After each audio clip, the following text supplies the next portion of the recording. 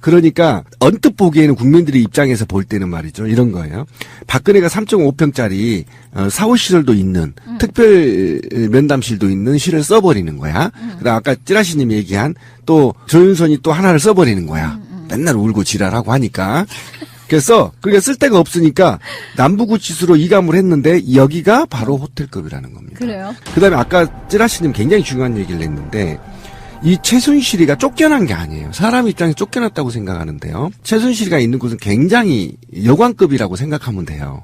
아주 후진 골목길에 있는 저 끝에 골목길에 있는 지금도 남아있는 여인숙? 여인숙 같은 곳이라고 한다면 남부구치소는 침대도 있고요. 굉장히 호텔급이란 말이에요. 그래요? 그러니까 언뜻 보기에는 국민들의 입장에서 볼 때는 말이죠. 이런 거예요. 박근혜가 3.5평짜리 사무실도 있는 특별 면담실도 있는 실을 써버리는 거야. 그다음 아까 찌라시님이 얘기한 또 조윤선이 또 하나를 써버리는 거야. 맨날 울고 지랄하고 하니까. 그래서 그게 쓸 데가 없으니까 남부구치소로 이감을 했는데 여기가 바로 호텔급이라는 겁니다. 그래요? 그럼 이 세 사람 모두 다 모든 시설을 특혜를 보고 있다라는 거예요. 이거 그냥 넘어가서는 안 된다고 이것들이 생각합니다. 구치소 스위트를 싹쓸이를 하네 아주 그냥. 안종범이 지금 남부구치소에 있었던 이유는 협조적이었기 때문에 도와준 거거든요. 네, 좋은 시설이 있어달라 이런 거거든요. 그런데 이제 구치소를 남부구치소로 옮겼다고 한다면 최순실도 모정에 특혜를 받고 있다 이렇게 보시면 하긴 되고. 그러네. 경기도 있는 구치소보다야 서울 가까운 그렇지. 구치소가 훨씬 낫겠지. 남부구치소가 왜 영등포 구로 그 사이에 있는 예, 그거잖아요? 맞습니다. 예. 그러니까 지금 서울구치소의 전시는 서대문 형무소잖아요. 맞습니다. 그러니까 우리나라에 존재하는 모든 구치소 중에 중앙에 있는 그런 형식의 시설인 거고 어차피 새로 생긴 거야. 저도 군대 신막사 생활에서 잘합니다. 우리 부대 시설 이야기를 하면은 다른 부대에 근무하는 사람들이 깜짝 놀랄 정도로 근데 그런 측면이 있는데 이렇게 이야기가 돼야 된다고 생각해요. 인권 차원에서 교정시설은 호텔급으로 바꿔주는 게 맞죠. 그렇게 따지면은. 그러니까 앞으로 그 교정시설들이 박근혜가 들어가 있다라고 하는 곳이 소파 때문에 미군들이 임시로 잡혀있는 곳이잖아요. 맞아요. 그러니까. 예. 그러니까 그쪽에 인권에 맞추려다 보니까 그런 방을 하나 만들었던 건데 마침 박근혜가 들어와서 거기다가 집어넣고 있는 상황이니까 사실 이런 측면이 있거든요. 너무 열악하게 다른 사람들이랑 수준을 맞춰라 이런 것보다 어느 정도 교정시설의 인권 보호적인 측면에서 좀 더 수준을 다른 사람들 그쪽으로 높여달라 하는 요구도 좀 있어야 된다고 생각이 들어요. 상향평준화를 시킬 필요가 굉장히 있죠. 좋은 관점인데 그렇게 되면 박근혜 씨가 사실은 범죄자들한테 추앙받는 사람이 되겠죠. 박근혜 때문에 대한민국 구치소 시설이 전체가 시설이 좋아졌다. 이렇게 되면 저는 굉장히 바람직하다. 마지막 유일하게 박근혜 씨가 태어나서 죽기 전에 좋은 일 한 것이 될 것이다. 거기서 데모하고 박근혜 씨도 구치소의 시설을 향상시켜달라고 투쟁하는 것. 박근혜 씨를 위해서 더블 침대 3개나 본인 좋아하는 헬스 시설과 갈아 끼울 수 있는 변기, 그다음 화장대, 조명달로 화장대 원하는 대로 다 해주고 김치 냉장고 뭐고 다 넣어주고 네, 그런 시설에서 이제 평생. 하되 하루에 10억씩만 사용료를 받았으면 좋겠어요. 한 45년 정도. 네. 그러면 이제 얼추 가진 돈은 다 털어내지 않을까. 그러면 그런데 살다가 돈이 아깝다 생각되면 독방에 바로 집어넣는 거지. 이제 이후에 그럼 그 다음날 또 10억 낼걸?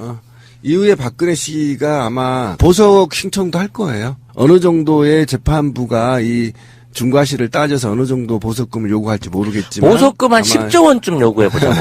내는지 절차가 못 있을 내는지. 겁니다. 아니 나는 보석금 받고 풀어주는 거는 반대고요. 박근혜 구속될 때 김진숙 지도위원 이분이 그런 얘기를 하셨어요. 자기가 이 크레인에 올라가 있을 적에 거기에 대해서 하루에 100만 원씩이라고 쳐가지고 벌금을 내려치더라. 국가의 법이라는 게 그토록 지엄했는데 박근혜가 청와대에서 나가야 되는데 한 이틀 뭉개다 나갔잖아요. 왜 그런 거에 대해서는 그렇게 허용을 하느냐 이런 얘기도 했었단 말이에요.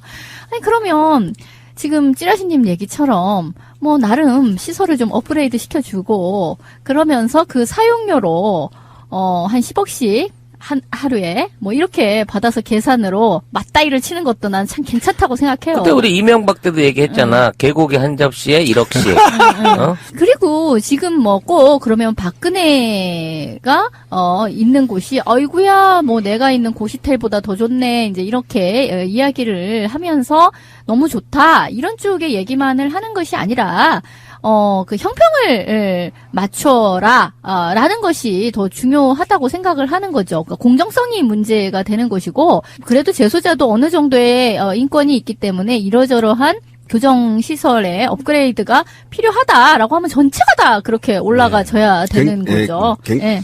굉장히 중요한 키워드를 꺼냈는데 이번에 촛불시민혁명의 첫 번째 화두가 공정성이었거든요. 그렇죠.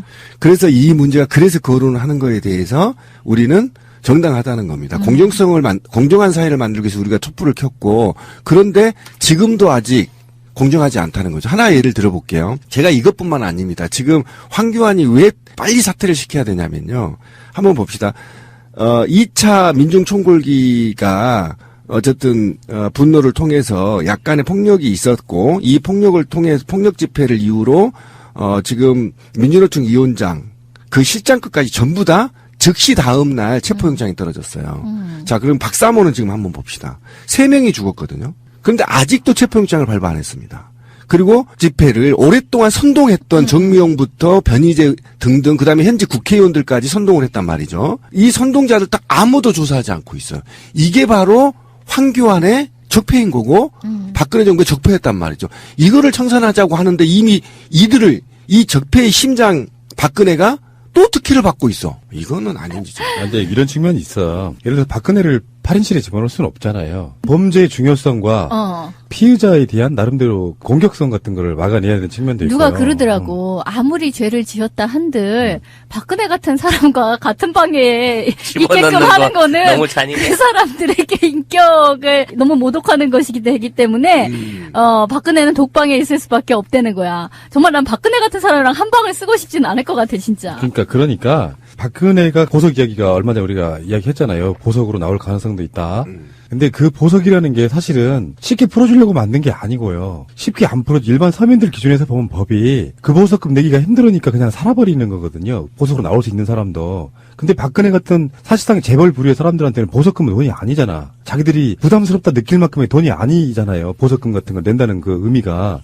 그러니까 법을 우리가 이런 이야기 공약으로 한번 나온 적 있죠. 교통범칙금을 소득 수준에 따라 내는 이런 것처럼. 유럽 같은 경우에는 그렇게 적용을 그렇죠. 하죠. 그러니까 그 피의자나 범죄자가 보석으로 나오려고 할 때 이를테면 서민이 낼 수 있는 거 뭐 한 1,000만 원만 내면 내보내면 박근혜 같은 부류는 한 10억 주면 최소한 돼야 나올 수 있게 해주는 이런 방식으로 뭔가 법을 개정을 해야지 따라갈 수 있는 사람들은 나 그 정도 돈 있으니까 나 보석으로 내고 나오지 뭐 이렇게 갈 수 있다는 측면이 좀 디테일하게 맞아요. 들어가야 된다고 생각이 들고요. 구치소 이야기는 짧게 하려고 그랬는데 엄청 길어졌네요. 관심사잖아요. 네. 그래서 Y뉴스 구치소 얘기 가져오셨다고요? 네, 박근혜 전 대통령을 둘러싼 온갖 억측들이 난무하고 있습니다. 예. 뭐 간방 시설을 개조했다거나 별도의 샤워실을 만들었다거나 CCTV를 떼냈다거나 하는 온갖 얘기들이 나오죠. 온갖 얘기가 돌고 있습니다. 예, 그렇지만 서울구치소나 교정당국, 법무부 등에 확인을 해보면은 예. 사실과 다른 보도나 억측이 많다고 합니다. 그래요. 그래서 박근혜 구치소 특혜 어디까지 진실일까 이렇게 주제를 정해봤습니다. 떠도는 여러 가지 특혜설들 어디까지가 사실이고 어디가 거짓인가. 네. 일단 구치소 생활을 박근혜 전 대통령 잘 적응하고 있답니까? 평생을 스스로 뭘 해결하지 않는 스타일이었다고 하니까 불편한 게 많을 겁니다. 그건 뭐 사실이죠. 그렇지만 아직까지 특별한 얘기가 나오지는 않고 있는 걸 보면은 그런 대로 적응하고 있다고 봐야 될 겁니다. 법무부 관계자는 예상보다는 빠르게 적응해가고 있는 걸로 안다 이렇게 말합니다. 그러면 식사를 한다든지 뭐 잠을 잔다든지 이런 것도 문제가 없다고 해요?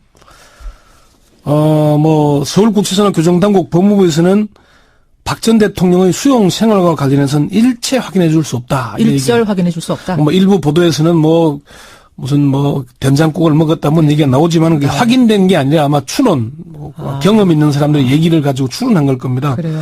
어쨌건 그 박 전 대통령의 식사나 수면에는 특별히 문제가 있는 건 아니라고 하고요. 식사는 원래 소식이었다고 하고 예. 조금씩 오래 먹는 스타일이다. 그런 얘기를 합니다. 그걸 보면은 식사를 조금 문제가 있는 걸로 이렇게 느껴지긴 합니다. 그러네. 그 독거방이잖아요. 지금 혼자 지내고 있는데 얼마나 커요? 10.57평방미터, 약 3.2평 규모의 독방입니다. 이게 이제 과거에 소파 한미 행정협정을 위반한 미군을 가두던 곳이거든요. 예. 최순실 씨의 독거방이 6.56평방미터, 1.9평 크기니까 배 가까이 넓은 것은 많습니다. 그러네요. 평소에는 이게 3, 4인 수용시설이라고 합니다. 3, 4인 수용하는 시설 네. 크기를 지금 혼자 쓰고 있다. 그렇지만 전두환 노태우 두 전직 대통령과 비교하면은 시설 규모는 절반 수준밖에 안 됩니다. 노태우 전 대통령, 전두환 전 대통령 어느 정도나 되는 곳에 있었죠? 노태우 전 대통령은 서울구치소에 6.6평 규모의 방과 접견실, 화장실 등으로 구성된 독방을 배정이 됐는데요. 진짜 크네요. 그러니까 이게 전노 두 전직 대통령의 경우는 잠을 자는 방만 4평 정도였다고 합니다. 근데 박 전 대통령의 수용된 독거방은 화장실이 포함된 방인데 이보다 규모가 적죠. 예. 그리고 접견실이나 화장실이 별도로 있지 않다고 합니다. 교정당국의 한 관계자는 박 전 대통령은 두 전직 대통령에 비해서는 차별을 받고 있다 이렇게 얘기를 했다. 두 전직 대통령에 비해서는이잖아요. 네. 비해서는. 뭐 다른 일반 수용자에 비해서는 특혜죠. 그렇죠. 네. 별도의 샤워 시설은 없는 거예요? 그게 뭐 일부 보도에서는 뭐 샤워기를 새로 설치했다는 얘기들이 있었잖아요. 있습니다. 네. 근데 서울구치소에서는 여성 수용자들에게 일주일에 2차례 샤워를 하도록 하고 있습니다. 박 전 대통령도 마찬가지 규정이 적용된다는 게 교정당국의 설명입니다. 그럼 별도는 아니라는 거네요? 예, 별도의 샤워 시설을 마련하지 않았고 예. 공동 샤워 시설을 사용하게 될 것이라는 얘기입니다. 그러면 다른 수감원들하고 같이 수감자들과 아직 이제 그렇게는 아닌데요. 박 전 대통령이 수감된 뒤 아직은 샤워장을 이용하지 않았지만 앞으로 일주일에 2차례 공동 샤워 시설을 이용하게 된다. 다만 전직 대통령에 대한 예우와 경호 차원에서 예. 샤워 시설은 혼자서 이용하도록 조치할 것이다 하는 게 교정당국의 설명입니다. 그렇군요. 네.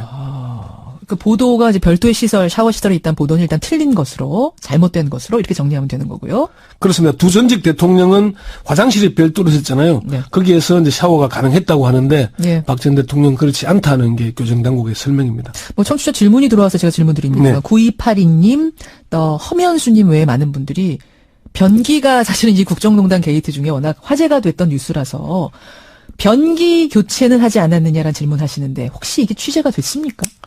이건 뭐 이 얘기를 꼭 해야 되는지 모르겠는데 그렇긴 합니다만.